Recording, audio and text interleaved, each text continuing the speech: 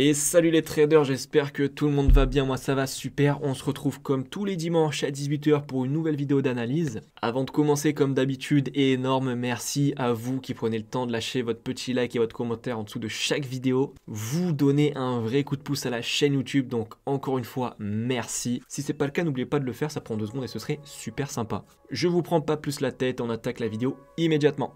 Allez, c'est parti. Donc HotCAD, la semaine dernière, je vous avais dit d'attendre une correction pour une vente. Alors on a eu un début correctif, ça s'annonçait plutôt bien comme vous le voyez là, mais au final on est parti en fait sur une hausse directement.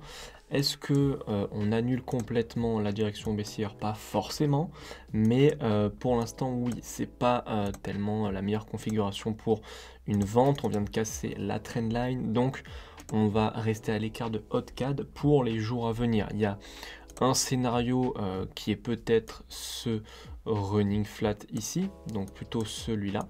Pourquoi je dis peut-être celui-là et pas peut-être un running tout court? Parce que la semaine dernière, je vous avais dit qu'on pouvait être plutôt dans celui-ci.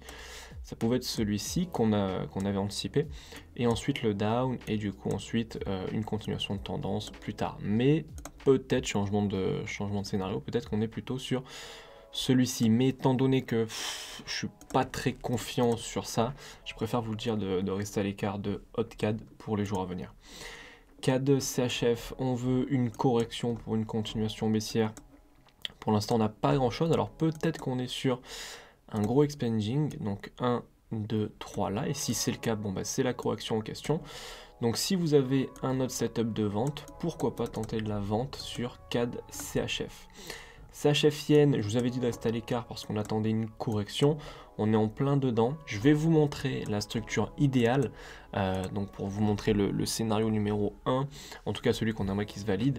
Donc on est peut-être dans un 1, 2, 3 régulier, donc correction rose. La correction rose, c'est la correction de cette impulsion qu'on va mettre en bleu comme ça. Pour la seconde impulsion bleue, donc pour impulsion bleue, correction rose ici, deuxième impulsion bleue. Ça, c'est la structure idéale. Et donc, du coup, la correction bleue terminée pour ensuite, bim, laisser place à la seconde impulsion baissière qu'on a eue ici. Ça, c'est le scénario idéal. C'est-à-dire que là, du coup, on se concentre sur quoi? Eh bien, on se concentre sur de la vente. Si vous avez un setup de vente, ici, par exemple, on peut tenter de la vente sur CHF Yen. Maintenant, il y a un autre scénario qui fout un petit peu la pagaille, c'est-à-dire qu'on a ce scénario aussi. Si on regarde de plus près cette structure, on peut peut-être être sur un expanding flat ici, pour ensuite aller chercher un 1, qu'on va mettre en rose, le 2 étant l'expanding en question, et ensuite un 3, pour valider cette structure haussière là, comme ça.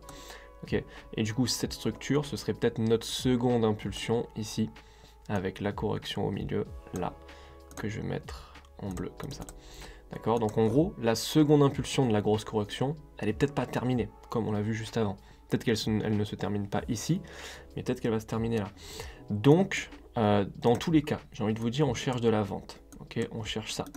Donc si vous avez un setup de vente, tentez-le, mais protégez-vous rapidement, d'accord? Parce que soit, en gros, on va avoir ça, soit, deuxième scénario, on peut avoir ça. D'accord?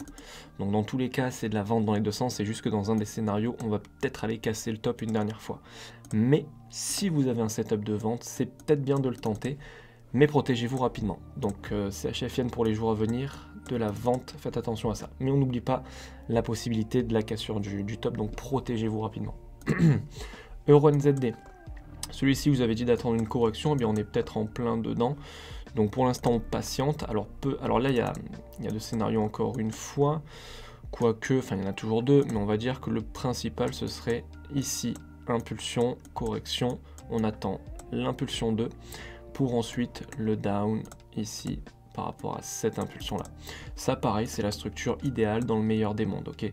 Si on a ça, ensuite c'est bon signe pour un achat par rapport à cette impulsion ici. Ça, ce sera la correction et ensuite on ira chercher ça. Voilà, ça c'est la structure idéale. Maintenant, est-ce que le marché va donner ça? C'est pas forcément sûr et certain. Il peut nous donner quoi? Il peut nous donner ça. Là, les deux scénarios que vous devez regarder, c'est soit ici on va délimiter notre impulsion 1 là, soit il monte, il casse le top, il se retourne, ok, soit il casse le plus bas d'abord ici, donc pour un running flat. Ensuite, il monte, il nous valide le running flat et il chute. Ok. Donc faites attention en fait à ces niveaux, pardon, sur EuroNZD pour les jours à venir. Ok, je vais vous mettre les scénarios. Scénario 1, up, down. Scénario 2, down, up, down, comme ça. Ça, c'est nos deux scénarios ici. Ok.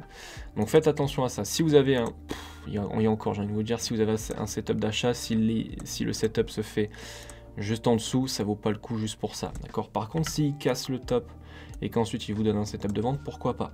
Pareil à l'inverse, s'il casse le plus bas et qu'il vous donne un setup d'achat, pourquoi pas. Mais ça, en gros, c'est nos deux scénarios sur EuroNZD. Pareil, plutôt de la vente, d'accord, sur EuroNZD.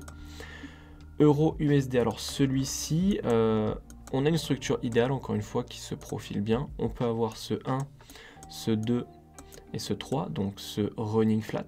Si on a ce running flat, on est susceptible d'avoir impulsion. Correction étant le running flat, et là on va aller chercher la seconde impulsion blanche. Donc pareil, de la vente sur Euro-USD. Et si on a ça, ce serait ensuite le top du top, hein, vraiment si le marché veut nous régaler, on irait chercher ensuite la seconde impulsion turquoise. Pour impulsion turquoise, correction blanche, impulsion turquoise. D'accord?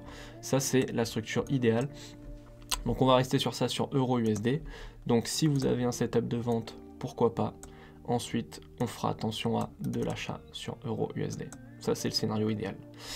GBP Odd, je vous avais dit de faire attention à de la vente. C'est ce qu'on a eu, cassure de trend, nickel. Maintenant, on attend juste une correction pour pouvoir rentrer dans le mouvement. Si vous êtes rentré dedans, tant mieux. Il y a eu des petits setups de vente ici. On était au-dessus de la trend, c'était risqué, mais c'était à tenter, en tout cas pour ceux qui maîtrisent le wave trading. Maintenant, là, on a cassé la trendline. On attend quoi? La correction pour rentrer dans le train.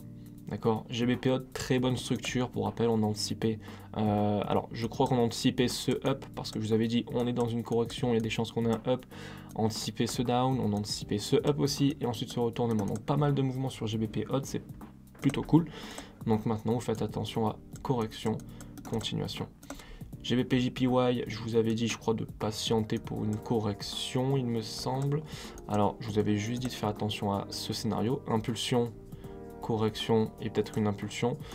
Donc ça peut être ce mouvement là, peut-être pas, je ne pense pas. On va faire simple pour les jours à venir.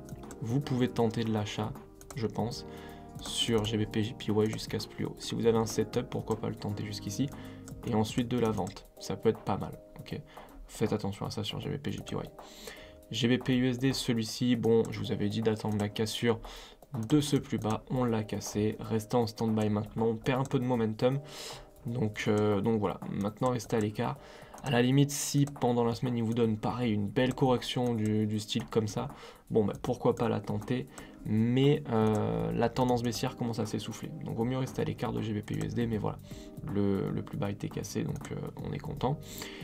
L'Ethereum, faites attention, je vous avais dit que il y a de grandes chances que cette structure-là, pardon, impulsion, correction, impulsion, ce soit juste une correction de cette impulsion, et qu'en gros, on irait chercher ça plus tard.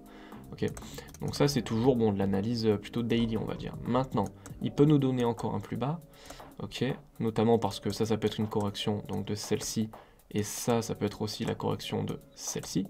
D'accord, donc on peut être dans une structure comme ça, impulsion, correction, impulsion, correction, impulsion. Et là, il nous donne un mouvement correctif. Donc faites attention à une impulsion baissière sur l'Ethereum pour les jours à venir. Le Bitcoin, c'est à peu près la même histoire, hein, celui-ci. D'ailleurs, l'analyse est toujours d'actualité par rapport à la semaine dernière. Je ne vais pas la refaire encore. C'est à peu près pareil de façon que sur l'Ethereum. Donc, on est peut-être juste dans une grosse correction ici, d'accord? Donc, pour un up daily. Mais là, faites attention. On est peut-être en train de corriger pour un down, pareil. Ici, impulsion, correction. Donc, on peut peut-être aller chercher ça. Donc, faites attention. Si vous êtes dans l'achat, protégez-vous. Maintenant, dans quelles conditions est-ce que ces deux scénarios sur Ethereum et Bitcoin, est-ce que ces deux scénarios s'invalident? C'est si on a une grosse correction ici. D'accord. Si vous corrigez bien comme il faut là, on ira chercher un achat. Mais pour l'instant, faites attention. Ok, je peux juste vous dire ça, faites attention, ça sent le down pour l'instant, mais ça peut changer. USD-JPY, je vous avais dit qu'on avait la cassure de trend et qu'on attendait du coup la correction. On est dans la correction pour l'instant, donc on patiente. On peut juste avoir un petit up furtif par rapport à ça. Impulsion, correction, impulsion. La structure corrective de cette impulsion. Ensuite un up et ensuite le down. Ok, ça c'est ce qu'on peut avoir sur USD JPY, donc faites attention, mais on cherche toujours de la vente. Et le Solana, bon lui n'a pas bougé, je pense qu'on va rester sur une analyse 8 heures, pourquoi pas, parce que tout ce que vous devez retenir, c'est que là on est dans une correction assez propre après un achat, et il y a de grandes chances que ça explose à un moment, d'accord. Rappelez-vous Avax, ok, je vous avais fait une petite analyse il n'y a pas très longtemps, il y a quelques mois. On va aller voir ça vite fait. Donc je l'ai posté sur mon Instagram d'ailleurs, le avant-après, n'hésitez pas à me suivre, vous avez le lien dans la description. mais voilà, donc Avax, lui, je vous avais anticipé le up, je vous avais prévenu d'un up ici. Là, on était dans cette correction, vous pouvez aller voir la vidéo, bon, bonne chance pour la retrouver, je crois qu'elle date il y a quelques mois, ben c'est simple, c'était en septembre, ok. Quoique c'était pas il y a très longtemps. Mais du coup en septembre, je vous avais dit que il y a de grandes chances qu'au final on ait une impulsion parce qu'on était dans une correction plutôt propre, d'accord. Solana, c'est à peu près la même histoire. On est dans une correction qui est plutôt propre. Il y a même deux scénarios, c'est soit on est dans tout simplement impulsion, correction, et là c'est très simple, on va aller chercher ça, soit c'est tout ça la correction. Et c'est encore plus propre peut-être, d'accord. Si tout ça c'est la correction, on va chercher ça. Mais Solana, une bonne crypto-monnaie à surveiller pour un up. C'est tout ce que je peux vous dire.